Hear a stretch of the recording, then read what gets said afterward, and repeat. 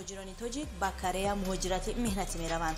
بین وزارت مهنت، مهاجرت و شغل اهالی جمهوری تاجیکستان و وزارت مهنت، مهاجرت و شغل اهالی جمهوری کره اوید به فرستادن و قبول کارمندان توسط نظام اجازه کار یادداشت تفاهم به امضا رسید.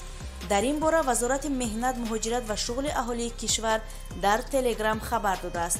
وزارت با نشر چند عکس از جریان وقوعی دوجانبه خوشخبری به امضا رسیدن یادداشت تفاهم را بین جمهوری تاجیکستان و جمهوری کره جهت فرستادن نیروی کاری به این کشور رسانیده است. یادرس می‌شویم که تاجیکستان هنوز سال 2023 به نظام اجازه کاری کره وارد شده بود. طبق حجت‌های قبلا به امضا رسیده، انتقال قوه کاری از جمهوری تاجیکستان به جمهوری کره از سال 2025 آغاز می‌یابد. یکی از شرط‌های مهم مهاجرت مهنتی به این کشور دانستن زبان کره می باشد. با مقصد آماده نمودن مهاجران مهنتی تاجیک برای کار در کره، در مرکزهای مشورتی و آمادگی پیش از سفر مهاجران مهنتی، کورس‌های کوتاه مدت آموزش زبان کره تشکیل کرده شدند.